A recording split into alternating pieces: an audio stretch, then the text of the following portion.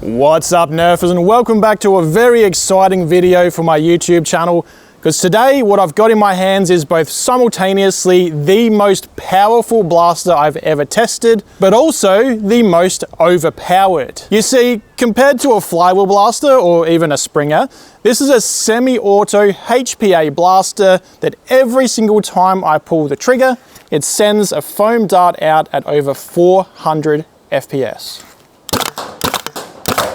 Fully mechanical, no batteries required, and incredibly reliable because of how simple it is. Now, you could, of course, if you wanted to, use this around the house to play with kids. HPA is fully adjustable with the FPS using a simple screw on the tank's regulator. I could make this shoot as weak as a Jolt you buy off the toy store shelf if I wanted to, although that is the complete opposite of what I'll be doing today. One other quick advantage of HPA I want to mention is that it doesn't require any muscle power to use this thing.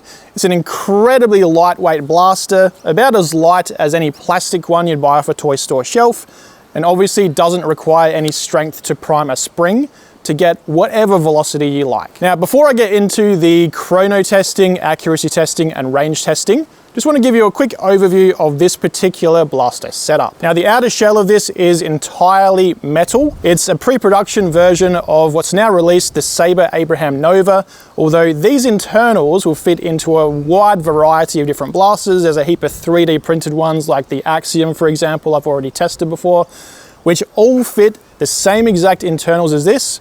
The blaster shell, if you call it that, is essentially just a container for the internals. With the right skills, you could convert pretty much any Nerf blaster to HPA. Now, what actually powers this blaster is what's called the core. I've tested the blue one before, which is called CQB Core. Has a high rate of fire, great for close quarters. Tops out at a lower maximum power though of around 290 feet per second, but it does keep up as fast as you can pull the trigger. Today, I'm stepping up from the rare quality blue item to the epic upgrade, which is called the DMR Core. Compared to CQB Core, this is a closed bolt design with a vastly larger air volume inside. That bolt also has a larger inner diameter to allow a greater amount of airflow. The downside of a closed bolt design is that your first dart of a mag is going to just load a dart in there, nothing came out, and now every dart after that is going to fire. A small downside, but the trade-off is that this gives you vastly more power for those who want high FPS. Now, I do want to give a quick shout out to Conrad at Sabre for sending the cores my way. He also sent one of his brand new ammo belts, now available online. I'll be using that at Silent Night 3 later this month over in Taiwan. He also sent a Sabre Apex Prime breakdown kind of blueprint shirt and one of the official SK3 shirts that I'll be wearing over there. I'll also finally get the chance to meet fellow Aussie Spectre, or Liam you might know him as, who actually designed these cores, because he'll be over there at Taiwan as well. Now, in an attempt to tame the power of this core, I've got the longest Worker Harrier threaded barrel that they make, which is the 550mm one. This simply screws in. Don't really want to take it out, but I will just to show ya. 550mm, and on the end of it, I've gone back to the Nerf History Museum and got a Blaster Tech Mark II from the past, simply because what stands out to me about it is the venting on the sides, which is going to be very important for the amount of air we're pushing out of this barrel today. So unlike a bearing scar, which you might be familiar with from my channel, this actually uses fishing lines, which newer Nerfers may never have even seen that kind of technology before. But it's fully adjustable with how much spin you want. You just turn the end of it there. You can give it little or more spin. I will also quickly mention that this blaster is using a mechanical trigger. So the trigger is actually just pushing a switch on a valve inside there. So no batteries required at all, but you can of course use these cores with an electronic solenoid and a fire control unit to give you full auto or semi-auto depending on the blaster. I think that gives you enough of a summary of everything inside of this. I do have a full video on the Sabre Nova using the CQB core, which you can watch at the end of this one if you haven't seen it already. For now though, let's get on with some testing. Okay guys, for the chrono test today, I'm just going to be using standard 1 gram worker bamboo darts to give you the most relatable results. To start off with, I've got this set to a measly 100 PSI, so this is about equivalent to what you'd use in airsoft or in gel blasters. Let's see what it's doing at 100, and I'll step it up by 20 each time. All right, standard 1 gram worker bamboo darts at 100 PSI. 475, 396, 399, 450, 374, 463, 350, 343, didn't read, 391, and that's it. All right, now I've got it set to 120 PSI. Let's see what it's doing with the same darts. 397, 416, 478, 456, 366, didn't read, 407, 440, 393, 312, might have blown the head off that one or something. All right, got it set to 140 PSI now. First trigger pull chambers the first dart, and now we're ready to go. 375, 389, 421, error, 358, 373, 394, 362, 411, 359. Doesn't seem to be a whole lot of reason to go above 120 PSI then. Maybe we need an even longer barrel for those kind of numbers. But sadly, 550 mil is currently the longest worker thread barrel you can get. Okay, got it at full power now, 160 PSI. First trigger pull just chambers the dart. Here goes. 334, 350, 399, 326, 324, 359, didn't read, 331, 398. For some reason, as we're stepping up the PSI, it's actually doing less FPS. I think you definitely want to stay within 100 to 120 PSI. What we do have now though is Sabre heavy darts. Let's see how they do set to 160 PSI. Basically, I want to see what the guys over in Taiwan that'll be running this thing will be hitting me with and how big my welts are going to be. Here goes 1.3 gram darts at full power. 398, no, didn't even read. 265, 272, 299, 333, 252, 293, 219, 297. Are we running out of air? So just notice my air tank is getting pretty much empty now. We're not even able to do more than 120 PSI now. That's how empty it is. Chronologically, I filmed this chrono test at the end of the video because I knew it would use the most amount of darts, and I wanted to make sure I use this air wisely. So that could also have affected why, as I turn the PSI up, we got lower numbers. We can easily expect 160 PSI with the longer barrel than this one, easily clear what we got at 120. Over the chrono at 100 PSI, 1 gram worker bamboo darts average 404 feet per second. That's quite a bit higher than the 235 that the CQB core does at the same pressure. Now, the recorded standard deviation was pretty terrible, and it does seem pretty bad with all of these actually, but I suspect that even though I was standing back a little from the chrono, the muzzle blast was throwing us some low numbers. And given what I already know about how the accuracy test went, you guys will see that in a bit. I think it's safe to just focus on the averages here. I reckon the standard deviation isn't quite accurate. 120 PSI gave a slight bump in the average up to 419, and this is the pressure I'll actually be using in the accuracy test later in the video. 140 PSI gave a drop to 382 feet per second, and full power dropped us to 352. I suspect it's the barrel being too short for these pressures, or it could be messing fiddling with the timing of the bolt and actually opening the breech too early. But I was also running low on air too, which could influence it as well. Finally, at approximately 120 psi, because our air was running low, Sabre 1.3 gram heavy darts averaged 278 feet per second, or about the same as what they do on a 14 kilogram spring fired out of a high power springer like the Apex Prime. Good to know what I'll be getting shot at with over in Taiwan. This is also the exact setup I used in the accuracy test if you guys want to take notes. To summarize the chrono results I observed, I recommend 100 or 120 psi max, unless you can somehow find yourself a much longer barrel. Okay guys, I'm on my way out to the road now to do our maximum range test. Got it set to 160 psi or full power, and I'm going to be using 5 Sabre heavy darts. Weighing 1.3 grams each, they tend to have further range than 1 gram darts. Now, in order to tally up the distances when I find all the darts, I'm going to be standing along against that fence. So what that means is I can use this laser rangefinder pointed at the fence to tell me how far away I am from it. Pretty simple stuff. You can pick these up for probably like $100 from a sporting store. They're used in golf as well as a few other things. Obviously real steel shooting as well.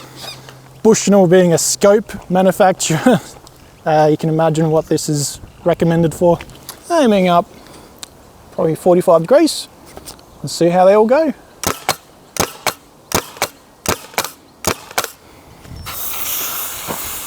Do have a bit of an air leak in this fitting, gonna have to change that at some point.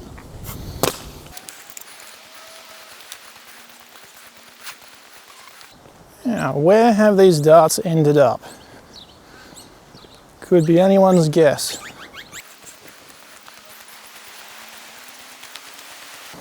I'm gonna have to give that a more thorough look. Put the blaster away. Let's put the blaster here for now while I find all the darts.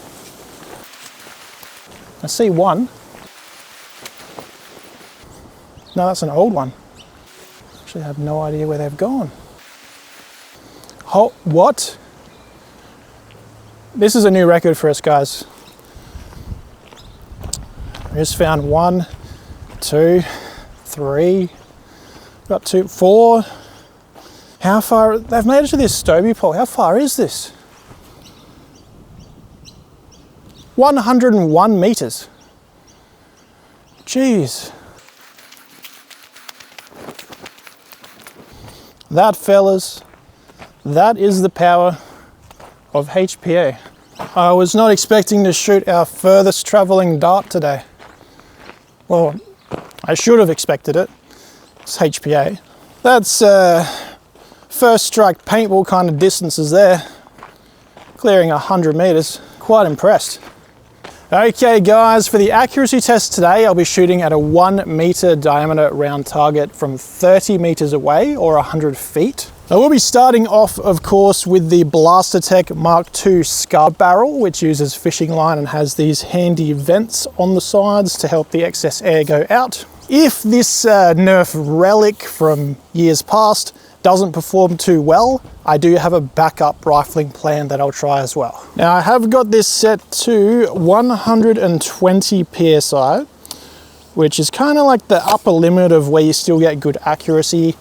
And I'm using Sabre 1.3 gram darts. Let's see how it does. With the first dart now loaded, here goes. Whoa, that went straight. Similar spot. A little more to the right. Back to where the other 3 were. Similar with that. A little more to the right. Back to the center. A little lower, that one. Back where the others were. A little more to the right. Remember, we are using a mechanical trigger in this blaster, so my finger needs to actually be consistent with the trigger pulls as well. right in the center. A little more to the right.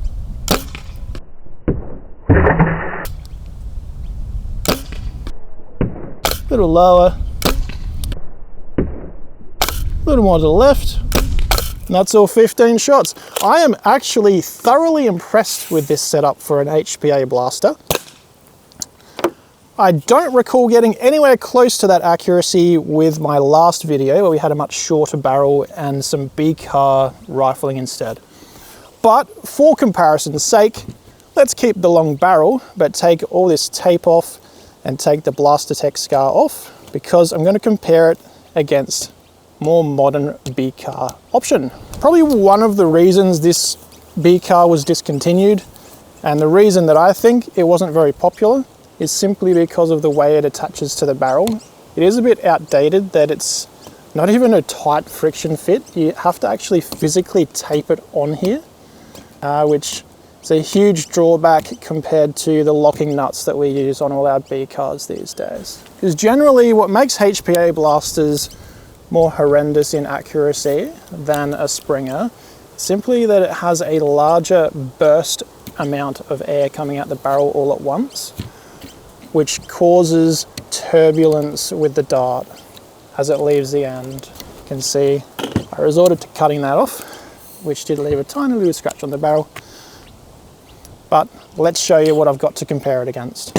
So this right here is a Flag and Armour B-car sold by Foamwork Adelaide. You can see it actually has Foamwork Adelaide's logo on it. You can loosen that nut, push it down and then tighten it. And that is way easier than using tape.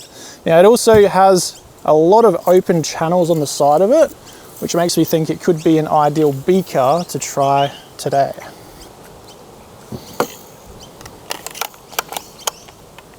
$15 more Sabre darts, plug in the air. Now if you plug in the air when the magazine's in, it will actually chamber the first dart for you. You can hear I've got a little bit of an air leak at the back there. We change that fitting at some point. If I position it right, it stops leaking. There we go. All right, Flag and Armour B-car. That went way to the left. And that went way over the target. Center. These are going kind of all over the joint. That is really interesting that the B-car is worse than something from back when I first started Nerf. Okay, I do have a third B-car we can try. The ZWQ B-car. Now this one is a tiny bit different, that it has the locking collar still, but it also has this metal part that needs to go on the barrel to make it lock in.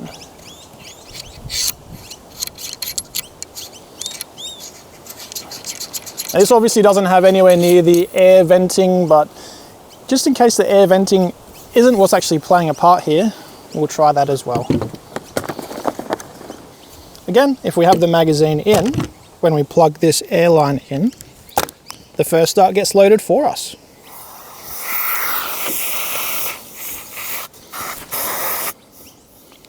Here goes. That fell a bit shorter.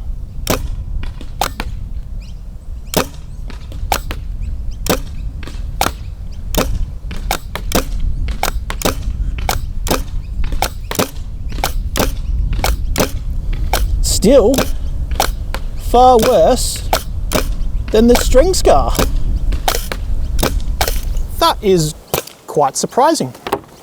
There you go, Conrad. I've done the science that you wanted me to do. String scars, where is it? String scars seem to be the way, mate. Design us one like this. For the 30-meter accuracy test, the worst performing rifling attachment was the Flag and Armor B-Car. It shot a 1.5 meter spread, despite it having a nice open design that I thought might help it vent the air. But I'm guessing it just had too much spin for the darts. In second place, the ZWQ B-Car with less air venting actually did slightly better than the Flag and Armor, getting a 1.2 meter spread. But forgetting those two, the best of the bunch was surprisingly the old string scar from Blaster Tech. That one shot a 60 centimeter spread, which puts it on par with most mid-tier springers like the Worker Harrier with their included rifling. However, this has a lot more air blast coming out of the barrel, so for something to be able to tame it to that kind of level is quite impressive. And of course, if a shot misses, you have semi-auto fire, so just pull the trigger again until you score a hit. Of course, even the Blaster Tech Scar can't tame HPA to the accuracy of a more premium manual springer,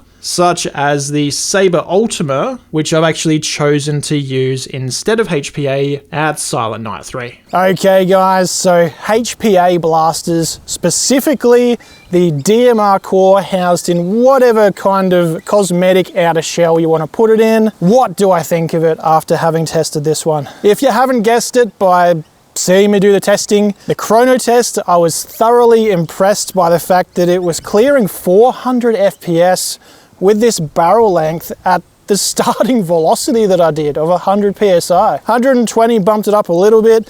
As we went higher, we did see it drop a little bit. That could either be that this is too short of a barrel for the higher powers, or it could be the fact that I was running out of air due to this air leak at the back hose here.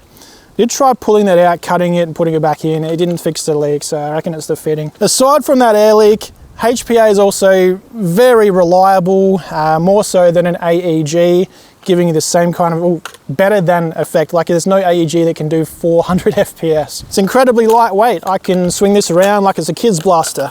Very accessible, great for anyone who can't prime a heavy spring. Kids, for example, if you allow them at 200 FPS games, can turn this down to a low PSI that'll be safe for anyone. Now, for the accuracy test, I was very surprised that the Blaster Tech Mark II Scar Barrel, very outdated tech, actually surpassed both B cars that I tried. So there's definitely some research for Sabre to look into, whether we try some ported string scars for HPA specifically going forward. When I tried the Blaster Tech Scar against a B car on a Springer, they were exactly the same accuracy results. So it is definitely the fact this is putting out way more burst pressure air, that venting as well as the strings is helping to reduce that. It does suck for anyone in Taiwan that I'm going to go play against who aren't going to have a Blaster Tech Scar because they're discontinued. So for anyone who's seen the listing of the higher blasters of what we're actually using over there, I've actually put my name down for an Ultima Springer simply because of the accuracy that it gives with B-car rifling and all of that. I'm very happy knowing that everyone else's blaster with the HPAs is going to be going everywhere all over the place because they'll be using B-cars as well. It definitely seems if you can get your hands on a string scar, they do seem to improve the HPA experience up to what a manual Springer would be in terms of accuracy, while having, of course, semi-auto fire, or full auto if you connect it to a solenoid and a fire control unit, which I think Sabre are working on for a future blaster. Now, maximum range. I don't recall any other blaster, even 400 FPS manual Springers, ever making it to that Stobie pole. Australians, that's a term for our power poles over here. There's two massive steel beams with concrete through the middle, unique to us, but anyway. That was 100 meters away, and some of them went a couple meters further than that. About 102, 103 meters was the furthest one. Quite impressed that this managed to beat the record for furthest traveling Nerf dart on my YouTube channel. That was without any rifling on there either. I'll throw some links down below to where to get the DMR Core or the CQB Core if that's your preference. They're available at places like Out of Darts or any of Sabre's distributors around the world, really. Anyway, this is going to be my last video before I head off to Taiwan. So for anyone that I'm seeing over there, Spectre, who designed the thing, look forward to seeing you all later this month. And for everyone at home watching, thank you very much for tuning in. Here's 2 other videos you might enjoy. Don't forget to like, comment, subscribe, and all of that. That's all I've got for you today, and I'll see you on the next one.